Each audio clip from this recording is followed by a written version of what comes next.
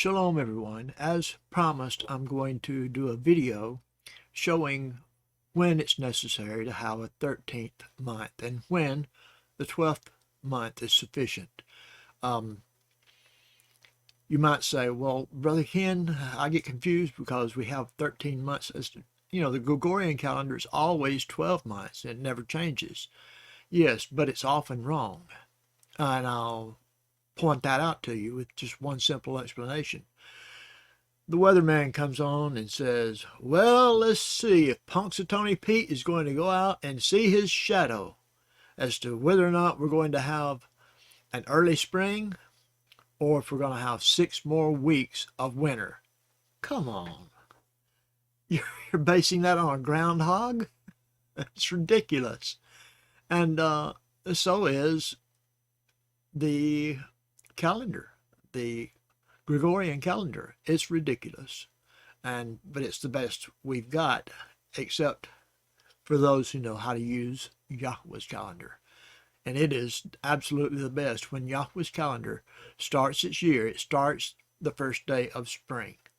And it's always right.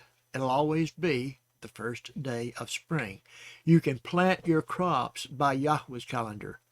Farmers already know that you can't plant your crops and depend on the Gregorian calendar. They use what is called the Farmer's Almanac, and they plant their crops according to the Farmer's Almanac, which uses a lunar-based calendar. Well, Yahweh's calendar is not lunar-based, it's not solar-based, it's not star-based. It's all three together, day after day.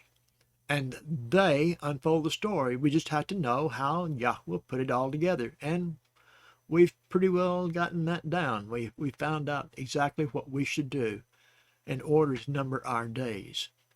A lot of people spend a lot of time praying about this calendar. And let me go ahead and share it with you. Okay,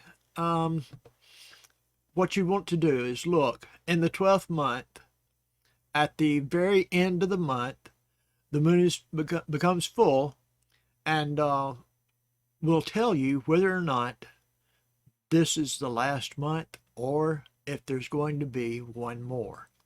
And let's look at the date. In the Gregorian pagan calendar, it's 3/28/2021.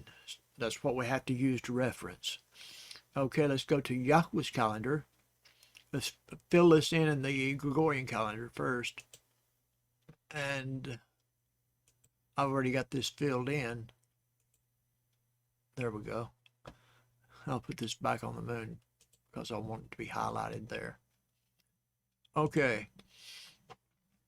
We can see that it's a waxing gibbous. The moon is 99.9% full. So we'll make it increase in time until the moon becomes full.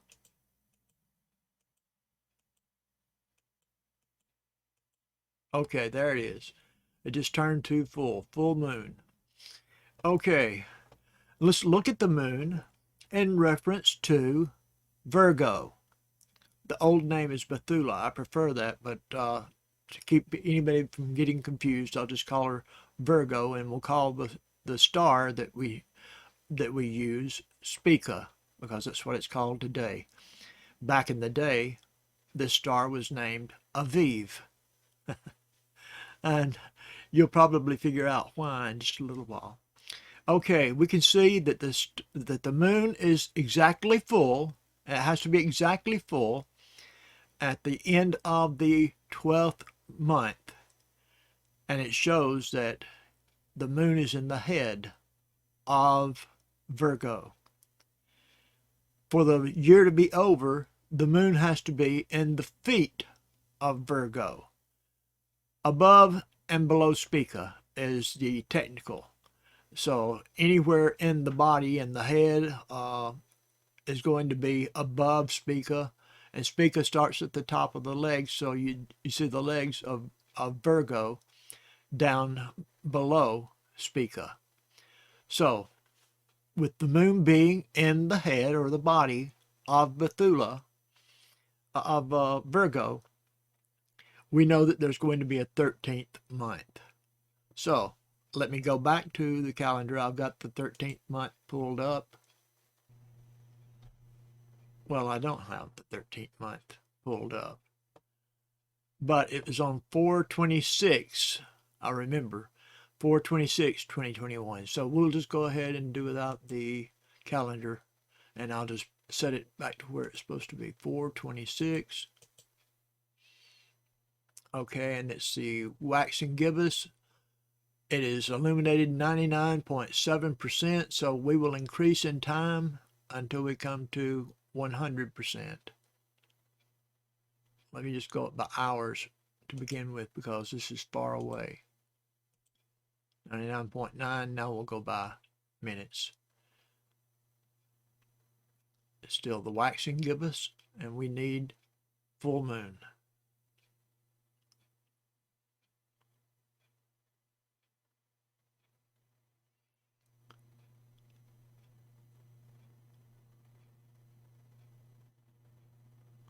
It's coming.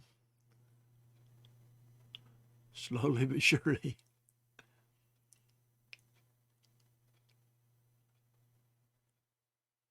We want it to be exactly full moon. It's 99.9%, but we want it to be exactly full moon to prove our point of where the moon is supposed to be at the end of a year.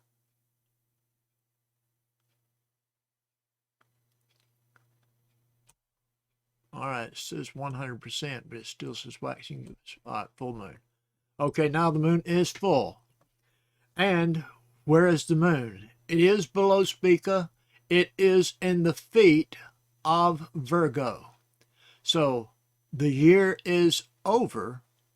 The following day, the following sunrise, will be the sunrise for the new year. So I hope you guys understand that. I'm trying to not make it complicated and just share with you the basic, simple truth of it. And so that you can understand and you could even forecast on your own if you need to. So I appreciate your time, and keep asking me questions if you want to know something, and I can share the answer with you. I most certainly will. Shalom, everyone.